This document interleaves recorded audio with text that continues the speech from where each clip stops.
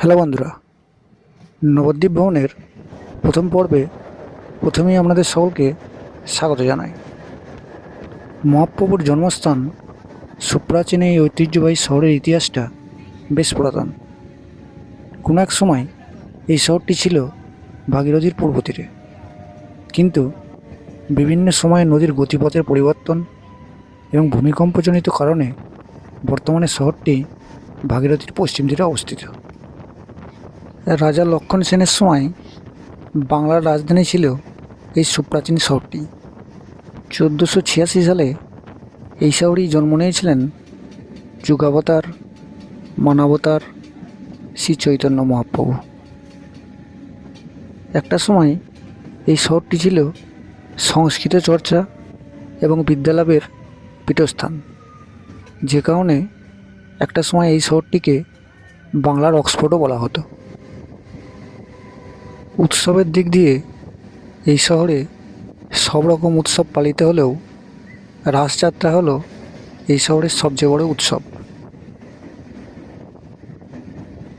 Paschimbanga heritage commission 2019 সালে এই শহরটিকে heritage বা ঐতিহ্যবাহী শহর হিসাবে ঘোষণা করেছে।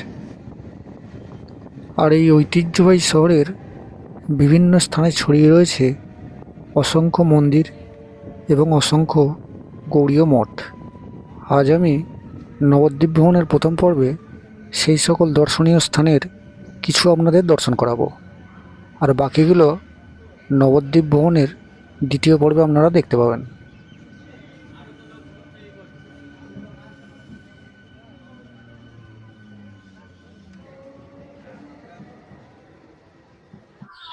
এসে পৌঁছে গেলাম Nabadwip Dham, birth place of Shri Chaitanya Mahaprabhu.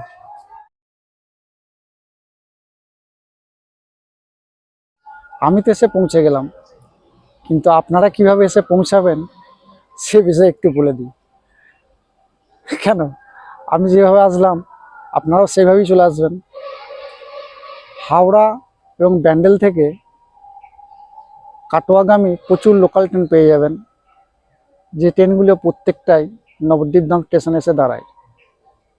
এছাড়া শিয়ালদা থেকেও সকালের দিকে একটি ট্রেন কাটোয়ার দিকে এসে পৌঁছায়, সেটা ধরেও আপনারা নবদ্বীপ ধামে এসে পৌঁছতে পারেন।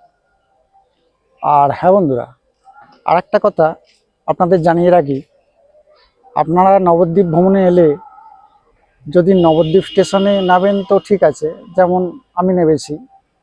আর তা না হলে নবদ্বীপের পরে নবদ্বীপেরই আর একটি শাখা স্টেশন আছে, যে স্টেশনটির নাম হচ্ছে বিষ্ণুপ্রিয়া। শ্রী চৈতন্য মহাপ্রভুর দ্বিতীয় স্ত্রী বিষ্ণুপ্রিয়া দেবীর নাম অনুসারে ওই স্টেশনটির নাম হয়েছে বিষ্ণুপ্রিয়া হল্ট। সেখানেও আপনারা এসে নামতে পারেন।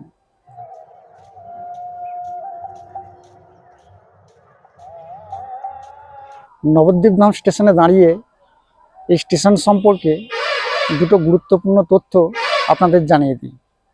একটা তথ্য হয়তো আপনারা অনেকেই জানেন, যে হাওড়া থেকে নবদ্বীপ ধাম দূরত্ব হচ্ছে 105 কিলোমিটার।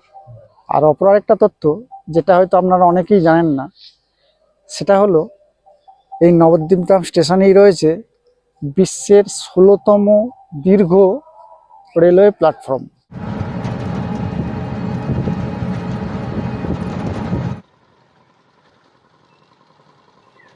মহাপ্রভু শহরে প্রবেশ করার পূর্বে মহাপ্রভুর নামে নামাঙ্কিত এই সেতুটি আপনাদের দর্শন করার জন্য নিয়ে এলাম। নাম গৌরাঙ্গ সেতু, দৈর্ঘ্য 588 মিটার। নবদ্বীপ এবং কৃষ্ণনগরের মধ্যে সংযোগ রক্ষা করার জন্য 1972 সালে এই সেতুটির ভিত্তিপ্রস্তর স্থাপন করেন তৎকালীন পূর্তমন্ত্রী ভোলা সেন। এরপর 1983 সালের 16ই জানুয়ারি বামপন্থী সরকারের পূর্তমন্ত্রী যতীন চক্রবর্তী এই সেতুটির উদ্বোধন করে দিলে সাধারণ মানুষ এই সেতুটি ব্যবহারের অনুমতি প্রাপ্ত করে।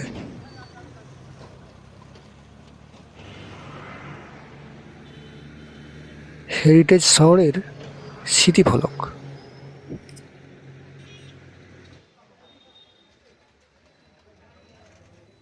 চলে এলাম নবদ্বীপ শহরের প্রাণকেন্দ্র পোড়ামাতলায়। প্রাচীন এক বটবৃক্ষের নিচে এই স্থানে দুটি মন্দির এবং একটি মন্দিরবিহীন বিগ্রহ বহুকাল থেকে অবস্থান করছে।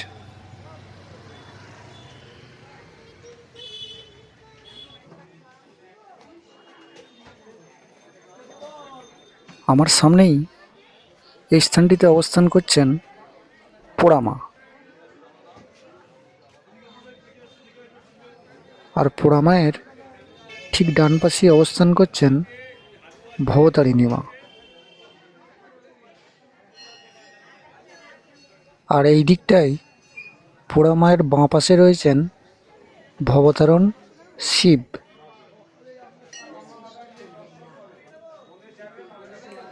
মা পোড়ামার এখানে কোনো মন্দির নেই, আর মাকে এখান থেকে সরিয়ে এই স্থানের কোনো রূপ সংস্করণ করাও সম্ভব নয়।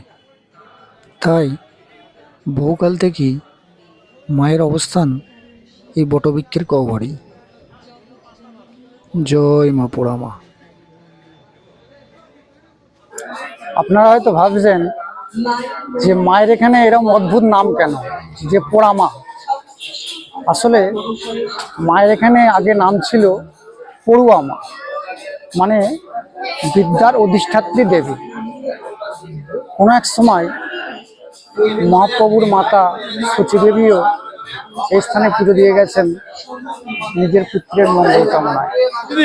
মায়ের এখানে পোড়ামা হয়ে ওঠার দুটি কারণকে খুঁজে পাওয়া যায়। একটি কারণ হলো পঞ্চদশ শতাব্দীতে বাসুদেব সার্বভৌম নামে একজন ব্যক্তি এইখানে দক্ষিণাকালীর সাধক ছিলেন।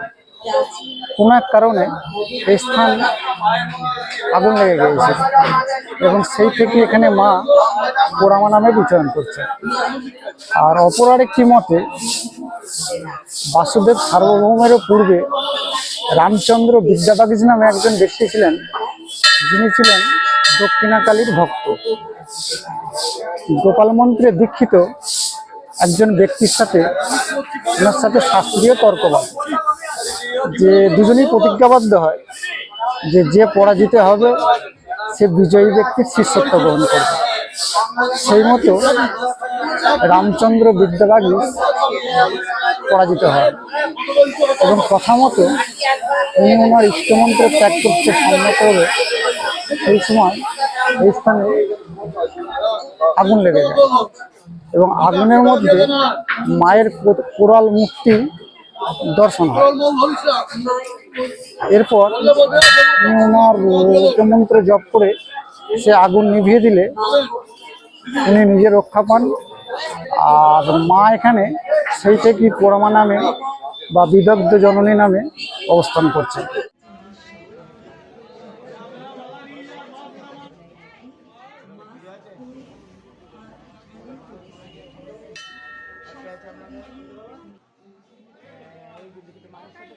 ১৬৬৯ সালে এই মন্দিরের গর্ভগৃহ ছিল রাজা রাঘব রায় দ্বারা প্রতিষ্ঠিত বিশালাকার একটি গণেশ মূর্তি। এর ঠিক ১০০ বছর পর নবদ্বীপ ধাম বন্যাপ্লাবিত হয়ে পড়ে। তখন রাজা কৃষ্ণচন্দ্র সেই মূর্তিটিকে এখান থেকে সরিয়ে নিয়ে যান এবং বহু মানুষের সংস্পর্শে আসায় পণ্ডিতদের বিধান মতো মূর্তিটিকে ১২ বছরের জন্য মাটির তলায় রেখে দেওয়া হয়। এরপর রাজা গিরিশচন্দ্রের সময় মূর্তিটিকে তুলতে গিয়ে দেখা যায় গণেশের সুঁটটি ভেঙে গেছে। ভাঙা মূর্তি তো আর গর্ভগৃহে প্রতিষ্ঠা করা সম্ভব নয়, তাই রাজার আদেশে কোনো এক অজ্ঞাত শিল্পী গিরিশচন্দ্র মহারাজের আরাধ্যা দেবী আনন্দময়ী মায়ের মূর্তিটি তৈরি করে দেন এবং নাম দেন ভবতারিণী মা। প্রায় ২০ শতাধিক প্রাচীন এই মূর্তি। জয় মা ভবতারিণী।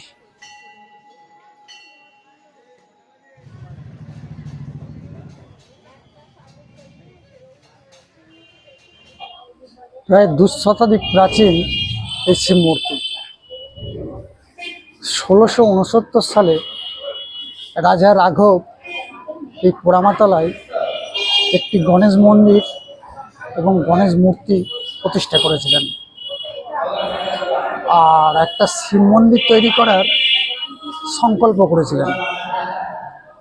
কিন্তু ওনার সেই সংকল্প, শিব মন্দির তৈরি বা মন্দিরে শিব প্রতিষ্ঠা, এইসব কাজ করার পূর্বেই উনি মারা যান।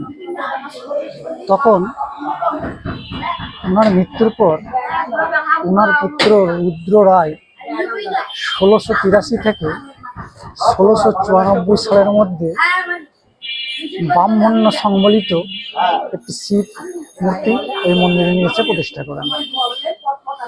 তখন এই শিব মূর্তিটা এখানে নাম ছিল রাঘবেশ্বর শিব। তারপরে 1760 সাল নাগাদ বন্যাপ্রবণ নবদ্বীপ বন্যা কবলিত হয়ে পড়ে। ফলস্বরূপ এই শিব মন্দির এবং রুদ্র রায় দ্বারা প্রতিষ্ঠিত রাঘবেশ্বর শিব জলে নিমজ্জিত হয়ে গিয়েছিল। এর ঠিক 65 বছর পরে রাজা গিরিশচন্দ্র 1825 সালে এই মন্দিরেতে একটি শিব মূর্তি আবার প্রতিষ্ঠা করেন, যেটা আপনারা এখন দেখতে পাচ্ছেন, এবং নাম দেন ভবতারণ শিব। আর সেই মূর্তি সেই সময় থেকে আজও পর্যন্ত এই মন্দিরে পূজিত হয়ে আসছে।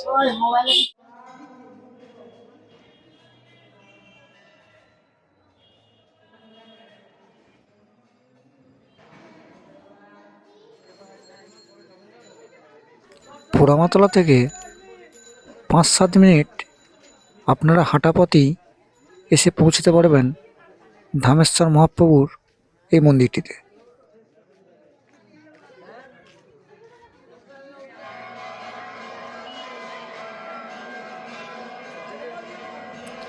প্রায় প্রতিদিনই অসংখ্য ভক্ত আসেন মহাপ্রভুর স্মৃতিধন্য এই স্থানটিকে দর্শন করতে।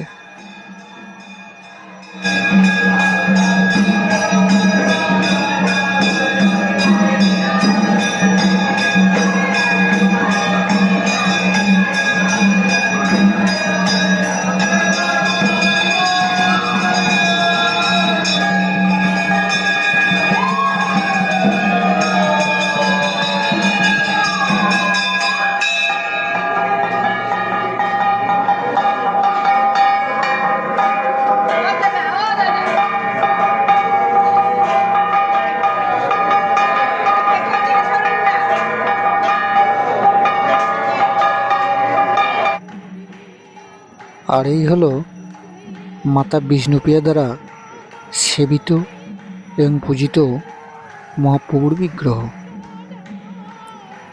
মহাপ্রভু সন্ন্যাস নিয়ে লীলাচল চলে যাওয়ার পর একবারের জন্য নবদ্বীপে এসেছিলেন মায়ের সঙ্গে দেখা করতে। সেই সময় মাতা বিষ্ণুপ্রিয়া স্বামীকে প্রণাম করতে গিয়ে দেখেন মহাপ্রভু আর নেই, শুধু রেখে গেছেন এই একজোড়া খড়ম। ইতিহাসে সম্ভবত উনিই একমাত্র নারী যিনি সারা জীবন স্বামীর খড়ম পূজা করেই জীবন অতিবাহিত করে গিয়েছিলেন।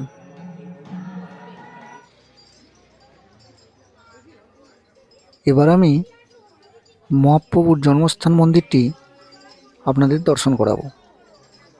এটি নবদ্বীপের প্রাচীন মায়াপুরে অবস্থান করছে। এই মন্দিরের অপর একটি প্রবেশদ্বার রয়েছে, যদিও এটি বেশিরভাগ সময় বন্ধই থাকে। আসুন এবার মূল মন্দিরের প্রবেশদ্বার দিয়ে ভিতরে প্রবেশ করা যাক।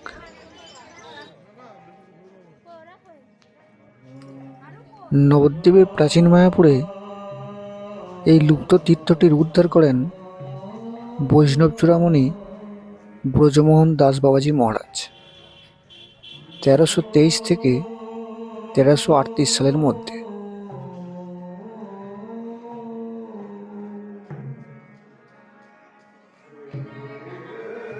মূল মন্দিরের সামনে একটি নাটমণ্ডপ রয়েছে এবং যেখানে হরিনাম সংকীর্তন চলছে। আর মূল মন্দিরের গর্ভগৃহে রয়েছে রাধাকৃষ্ণের বিগ্রহ, মহাপ্রভু এবং বিষ্ণুপ্রিয়া দেবীর যৌথ বিগ্রহ এবং জগন্নাথ মিশ্র ও সচিমাতার যৌথ বিগ্রহ। এই সেই স্থান, যে স্থানে আজ থেকে গত 537 বছর আগে এক বিস্ময় বালক জগন্নাথ মিশ্র এবং সচিমাতার কোল আলোচনা করে জন্মগ্রহণ করেছিলেন। এই নিম গাছের তলাতেই সচিমাতা নাকি গৌরাঙ্গদেবকে জন্ম দিয়েছিলেন। আর এই নবদ্বীপবাসী যেহেতু গৌরাঙ্গ এই নিম গাছের তলায় জন্মগ্রহণ করেছেন, তাই মহাপ্রভু সকল নবদ্বীপবাসীর কাছে আদরের নিমাই বলেও পরিচিত ছিল। মহাপ্রভুর জন্মস্থানকে ঘিরে সাধু বৈষ্ণবদের মধ্যে কিছু তর্ক বিতর্ক আছে। অনেকে বলেন নবদ্বীপের এই স্থানেই জন্ম হয়েছিল, অনেকে বলেন মায়াপুরে।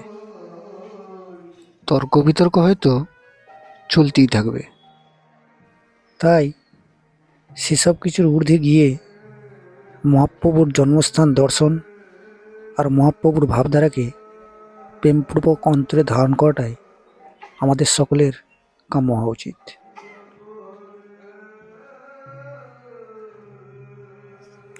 এই স্থানটায় নিম গাছের পাদদেশে অসংখ্য মানুষ নিজের নিজের মনস্কামনা পূরণের আশায় লাল রঙের ধাগা বেঁধে রেখে দিয়ে গেছেন।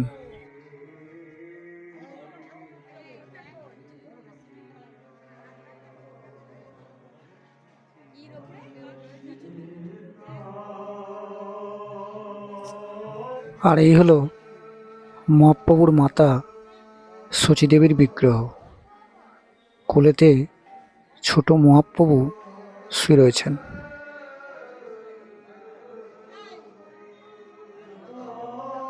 মন্দির চত্বরটি বেশ বড়সড়, আর এই মন্দির চত্বরের বিভিন্ন স্থানে ছড়িয়ে আছে কিছু খণ্ড খণ্ড চিত্র।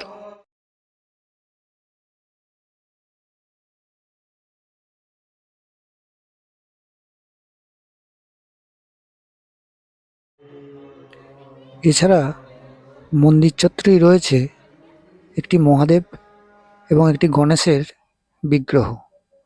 এখানে ভ্রমণে এলে অবশ্যই আপনারা এগুলিকে দর্শন করে নেবেন। মন্দির চত্বরে মহাপ্রভুকে নিয়ে লেখা বিভিন্ন গ্রন্থ এবং হরিনামের মাটালার একটি দোকান আছে। প্রয়োজন হলে এগুলিকে আপনারা ক্রয় করতে পারেন। নবদ্বীপের প্রাচীন মায়াপুরে মহাপ্রভুর জন্মস্থানের ঠিক পাশেই রয়েছে এই নির্দয়া ঘাটটি। কথিত কাটোয়ায় মহাপ্রভু সন্ন্যাস নিতে যাওয়ার সময় এই ঘাটের পাড় ধরেই কাটোয়া গিয়ে পৌঁছেছিলেন।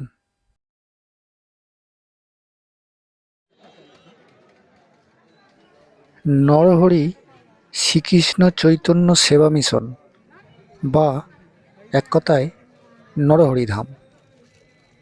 এই মন্দিরটির দুটি পৃথক স্থান রয়েছে। একটি হচ্ছে এখন আমি যে স্থানটিতে প্রবেশ করছি, এইটি হচ্ছে এই মিশনের মূল মন্দির চত্বর।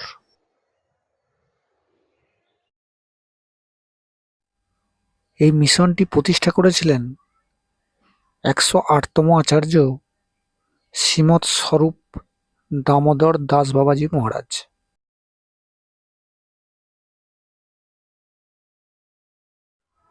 আর এই হচ্ছে নরহরি মিশনের মূল মন্দির।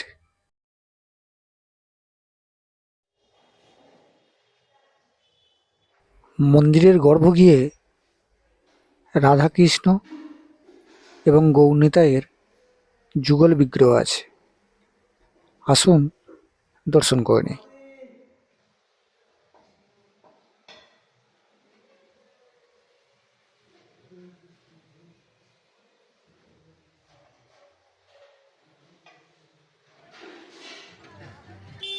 নরহরি মিশনের অপর যে শাখাটির কথা আপনাদের খানিকক্ষণ আগে বললাম, এটি হলো সেটি। আর এইটা মূল মন্দিরের ঠিক উল্টো দিকেই অবস্থান করছে। আর এই স্থানটিতে আপনারা দেখতে পাবেন বিশ্বের সবচেয়ে বড় মহাপ্রভুর বিগ্রহ। তবে এই স্থানটিতে প্রবেশ করতে আপনাকে 10 টাকা মূল্য দিয়ে একটি টিকিট কাটতে হবে। টিকিটটা নিয়ে যাবো?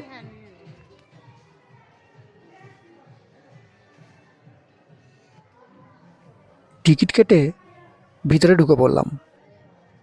আর ভিতরে ঢুকতেই একটি গুহাযুক্ত পাহাড় দর্শন করলাম।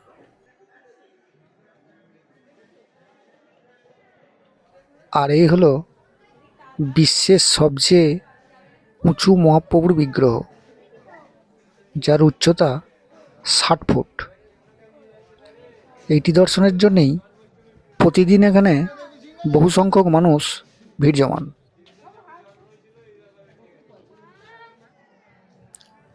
চলুন এবার গুহার ভিতরে প্রবেশ করা যাক।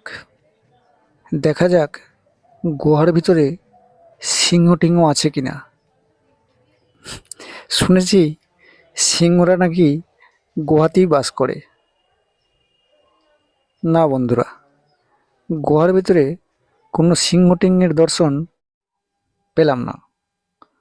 তবে গুহার নিচে এই অংশে বেশ কিছু কালারিং মাছ জলের মধ্যে ঘুরে বেড়াচ্ছে।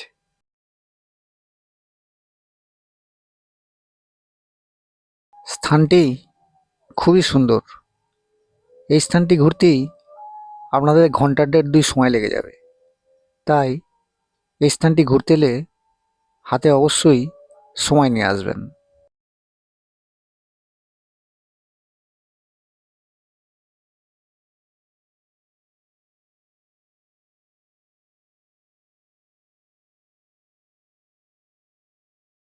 পুরো নরহরিধামকে দর্শন করাতে গেলে শুধু নরহরিধামকে নিয়েই ঘন্টা 1.5-এর একটি ভিডিও তৈরি হয়ে যাবে।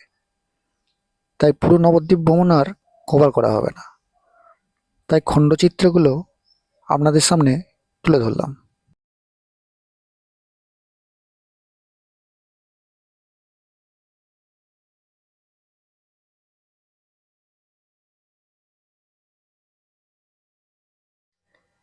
এই স্থানের বেশিরভাগ দৃশ্যপটগুলি হয় মহাপ্রভুকে নিয়ে, আর তা না হলে রাধাকৃষ্ণের বিভিন্ন লীলাকে কেন্দ্র করেই তৈরি করা হয়েছে।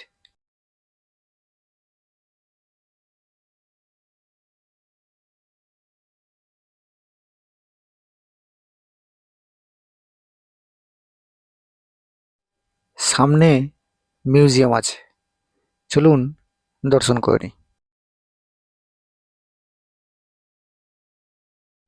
মিউজিয়ামের ভেতরটা বেশ বড়সড়। এই অংশটা ঘুরতেও আপনাদের আধ ঘন্টা মতো সময় লেগে যাবে। খণ্ডচিত্রগুলো আপনাদের সামনে তুলে ধরলাম।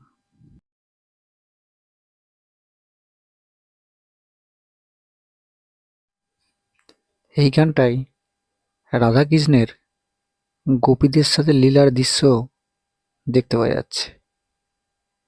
আর এই হলেন রাধাকৃষ্ণ।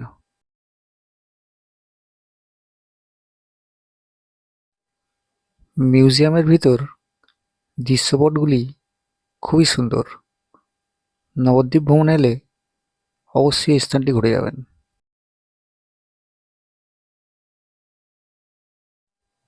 এই স্থানটিতে দাপর যুগে বালক কৃষ্ণের রাক্ষসী পুতনার বুকে স্তনপানের যে দৃশ্য, সেটা ফুটিয়ে তোলা হয়েছে।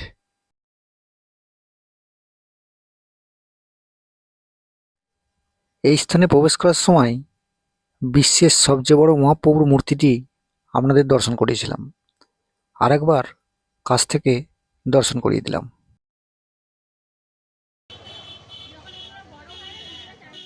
বিষ্ণুপ্রিয়া দেবীর জন্মস্থান নবদ্বীপের মালঞ্চপাড়া। ষোড়শ শতকের এক বসন্তকালে পঞ্চমী তিথিতে পণ্ডিত সনাতন মিশ্রের এই বাড়িটিতেই জন্মগ্রহণ করেছিলেন মহাপ্রভুর দ্বিতীয় স্ত্রী বিষ্ণুপ্রিয়া দেবী। কথিত কৃষ্ণলীলায় এই বিষ্ণুপ্রিয়া দেবী ছিলেন শ্রীকৃষ্ণের তৃতীয় রানী সত্যভামা, আর গৌরলীলায় উনি বিষ্ণুপ্রিয়া দেবী রূপে সনাতন মিশ্র এবং মহামায়া দেবীর কোলালো করে এই বাড়িটিতে অবতীর্ণ হয়েছিলেন।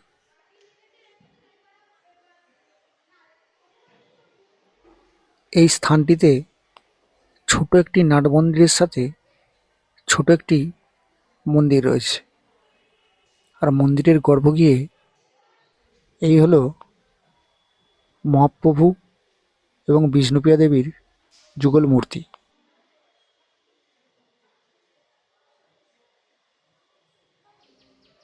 মন্দির চত্বরটি ছোট হলেও খুবই শান্ত এবং নিরিবিলি, আর এইখানে মহাপ্রভুর স্মৃতিস্মারক হিসাবে সবুজ কাপড়ে কিছু একটা ঢেকে রাখা হয়েছে।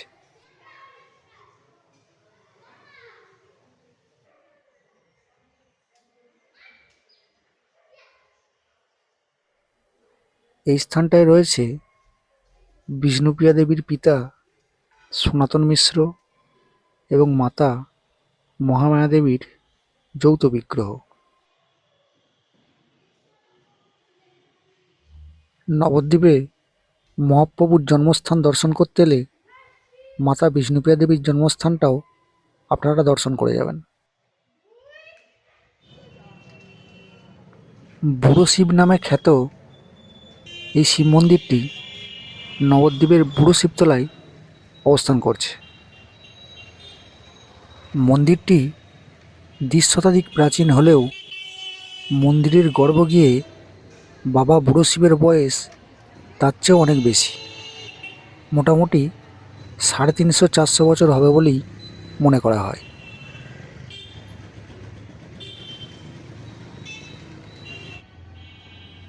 আর এই হলো বাবা বুড়ো শিব।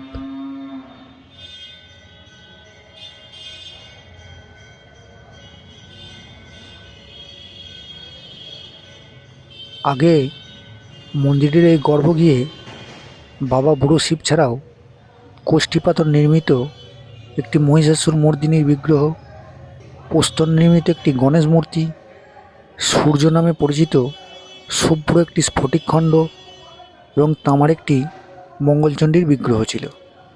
কিন্তু ১৯৯৮ সালে সেগুলি সবই চুরি হয়ে যায়। তাই সেই থেকে বাবা বুড়ো শিবও এই স্থানে একাই বসে আছেন। জয় বাবা বুড়ো শিব।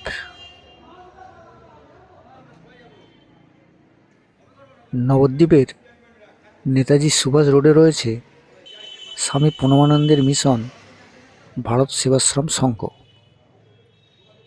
এই সেবাশ্রম সংঘের প্রচুর শাখা ভারত তথা বিশ্বের বিভিন্ন স্থানে ছড়িয়ে রয়েছে।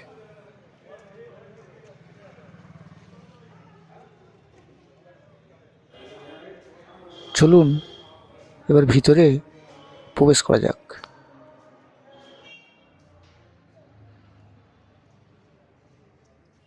খুব সম্ভবত এই মিশনের কোনো অনুষ্ঠান আগামী দিনগুলিতে হতে চলেছে, তাই মূল মন্দিরের সামনে বাঁশের তৈরি প্যান্ডেল দেখতে পাওয়া যাচ্ছে।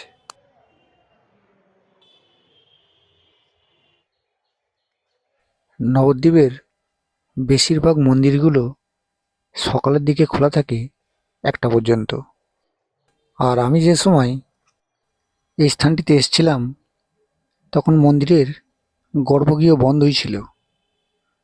তবু দিনের বেলায় স্থানটি দর্শন করার বাসনা নিয়েই ভেতরে ঢুকে পড়লাম। ছোটবেলায় স্বামী প্রণবানন্দের নাম ছিল বিনোদ। বিনোদের বাল্যকালের বিভিন্ন ঘটনাবলী দ্বারা এবং বিনোদ থেকে স্বামী প্রণবানন্দ হয়ে ওঠা পর্যন্ত বিভিন্ন ঘটনাবলীর স্মারক হিসাবে ঘেরা নাটমঞ্চের এই অংশটা সাজানো রয়েছে। নাটমঞ্চের এই অংশতে ভারত সেবাশ্রম সংঘের নবদ্বীপ শাখায় আগে যে সকল গুরু মহারাজরা এসেছিলেন তাদের পিকচার খুব সুন্দরভাবে সাজানো হয়েছে। দিনের বেলায় গর্ভগৃহ বন্ধ ছিল, তাই পুনরায় সন্ধেবেলা গর্ভগৃহে এসে বাবা মহাদেবকে দর্শন করলাম।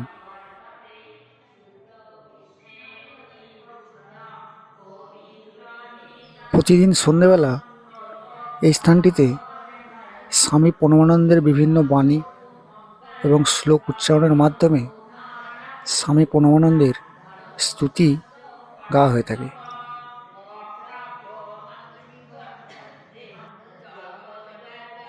আর গর্ভগৃহের ভিতরে এই হচ্ছে স্বামী প্রণবানন্দজি তথা ভারত সেবাশ্রম সংঘের প্রতিষ্ঠাতা।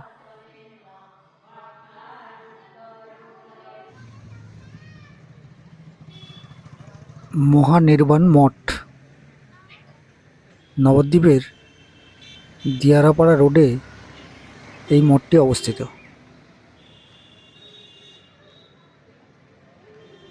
এই মঠটি প্রতিষ্ঠা করেছিলেন ভগবান শ্রী নিত্যগোপাল দেবের লীলা পার্ষদ শ্রী শ্রীমৎ স্বামী নিত্যপদানন্দ অবধূত মহারাজ।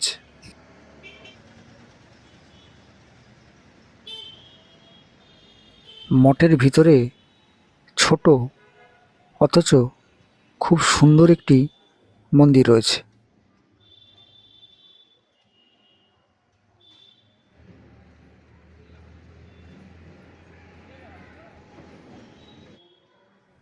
আসুন গর্ভগৃহের ভিতরটা এবার একটু দর্শন করে নিই। এই হলো স্বামী নিত্যপদানন্দ অবধূত মহারাজ তথা মহানির্বাণ মঠের প্রতিষ্ঠাতা।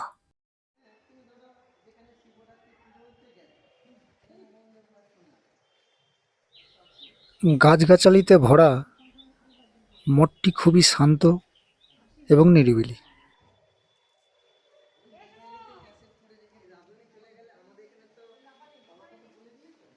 এই স্থানটিতে মহারাজদের থাকার ব্যবস্থা রয়েছে এবং সাধারণ যাত্রীদেরও থাকার ব্যবস্থা আছে। নবদ্বীপ ভ্রমণে এলে এই স্থানেও আপনারা থাকতে পারেন।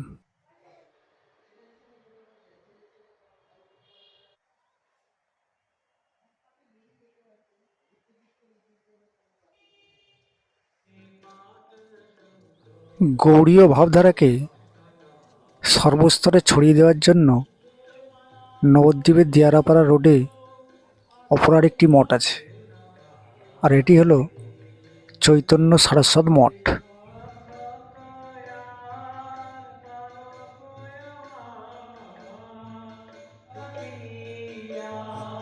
রাধাকৃষ্ণ ও মহাপ্রভুর লীলা সম্পর্কিত একটি চিত্র নাটমণ্ডপের উপরের অংশে দেখতে পাওয়া যাচ্ছে।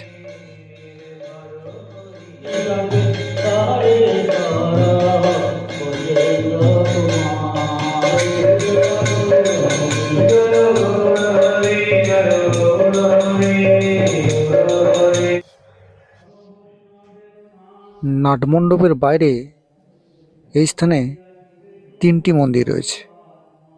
একটি হলো মূল মন্দির, যেখানে রাধা গোবিন্দ এবং মহাপ্রভুর বিগ্রহ রয়েছে। মূল মন্দিরের এপাশে দুটি সমাধি মন্দির আছে। একবারে বাঁ পাশে এটি হলো ভক্তি সুন্দর গোবিন্দদেব গোস্বামী মহারাজের সমাধি মন্দির, আর মাঝের অংশে এটি হলো ভক্তি সুন্দর গোবিন্দদেব গোস্বামীর গুরু তথা এই মঠের প্রতিষ্ঠাতা শ্রীধরদেব গোস্বামী মহারাজের সমাধি মন্দির।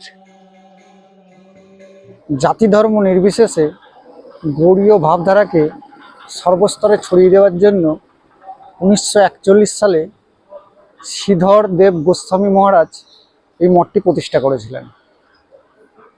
শ্রীধর দেব গোস্বামী মহারাজ ছিলেন ভক্তি সিদ্ধান্ত সরস্বতী মহারাজের অসাধারণ শিষ্য। চৈতন্য মহাপ্রভুর পর যিনি সমগ্র ভারতবর্ষে ধর্মীয় শিক্ষার প্রসার ঘটিয়েছিলেন। 1937 সালে ভক্তি সিদ্ধান্ত সরস্বতীর মৃত্যুর পর তার ইচ্ছে অনুযায়ী মিশনের শাসক গোষ্ঠী গঠন করা হয়েছিল, কিন্তু এতে বিভিন্ন রকম মতবিরোধের উপস্থিত হয়েছিল। শ্রীধরদেব গোস্বামী মহারাজের ইচ্ছার কোনো দাম দেওয়া হচ্ছিল না, ফলে চৈতন্য সারস্বত মঠ তার সততা রক্ষা করতে পারত না। তাই বাধ্য হয়ে শ্রীধরদেব গোস্বামী মহারাজ মিশন ত্যাগ করার সংকল্প গ্রহণ করলেন এবং তিনি চলে গেলেন বৃন্দাবন। অবশেষে 1941 সালে তিনি নবদ্বীপে আবার পুনরায় ফিরে এলেন এবং ফিরে এসে শ্রী চরণ রায় কর্তৃক নিজের অর্থ উপার্জন যা কিছু করেছিলেন সমস্ত কিছুর দ্বারা আবার এই চৈতন্য সারস্বত মঠের প্রতিষ্ঠা শুরু করলেন। এই মঠটির নাম রেখেছিলেন চৈতন্য সারস্বত মঠ। এর একটি ব্যাখ্যা আছে। প্রথমত ব্যাখ্যা হচ্ছে চৈতন্য গৌড়ীয় ভাবধারাকে এই মঠটি থেকে প্রচার করা হয়, তাই চৈতন্য মহাপ্রভুর নামের প্রথম অক্ষর চৈতন্য। আর শ্রীধরদেব গোস্বামী মহারাজের গুরুদেব ছিলেন ভক্তি সিদ্ধান্ত সরস্বতী, তাই উনার সরস্বতী, তাই দুটো অক্ষরকে মিলিয়ে এই মঠটির নাম হচ্ছে চৈতন্য সারস্বত মঠ।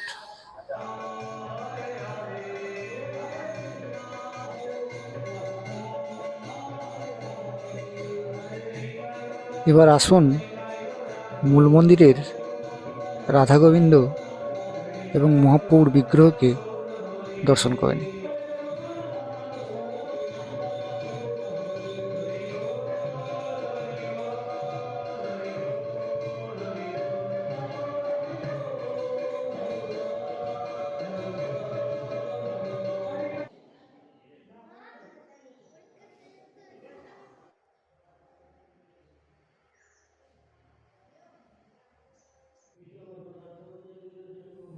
আর এই হলো এই মঠের প্রতিষ্ঠাতা শ্রীধরদেব গোস্বামী মহারাজের বিগ্রহ।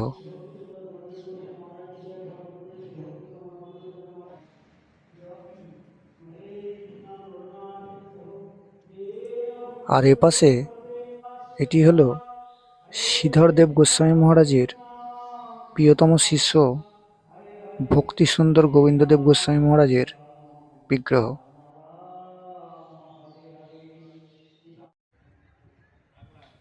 চৈতন্য সারস্বত মঠের ঠিক উল্টো দিকেই রয়েছে জল মন্দির।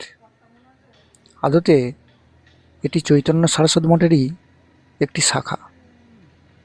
ভিতরেতে জলের মাঝে মন্দির আছে। এছাড়া ভিতরে খরগোশ এবং হরিণ টরিণ আছে। বাইরে এইখানের দোকানগুলিতে হরিণের খাবার টাবার বিক্রিও হচ্ছে। এছাড়া ফলের দোকানও রয়েছে। যাই হোক, চলুন এবার ভিতরে প্রবেশ করা যাক।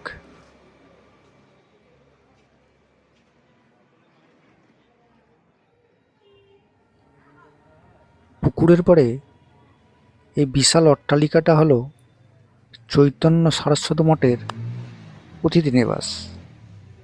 নবদ্বীপ ভ্রমণে এলে আপনারা এই স্থানেও থাকতে পারেন। আর এই হলো জল মন্দির। আয়তাকার এক পুকুরের মাঝে অপূর্ব সুন্দর একটি মন্দির রয়েছে। আর এই মন্দিরের গর্ভগৃহে রয়েছে গিরি গোবর্ধনের বিগ্রহ। তবে সাধারণ পাবলিকের ওই স্থানে যাওয়ার কোনো অনুমতি নেই। একমাত্র পুরোহিতই পাড়ে বাঁধা এই বোটটি করে মন্দিরে গিয়ে পৌঁছান এবং গিরি গোবর্ধনকে পুজো টুজো দিয়ে আসেন। এছাড়া এই পুকুরের জলে আছে অসংখ্য মাছ, যেগুলিকে আপনারা খাবার টাবার খাইয়ে আনন্দ উপভোগ করতে পারেন।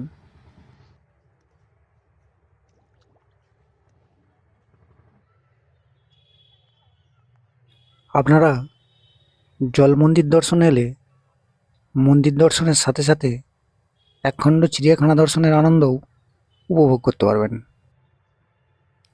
জল মন্দিরের পাশে এই স্থানটিতে বেশ কিছু সংখ্যক খরগোশ আর বেশ কিছু সংখ্যক হরিণ আছে।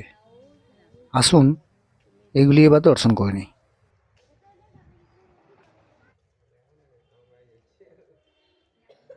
খুবই সুন্দর, তাই না বন্ধুরা?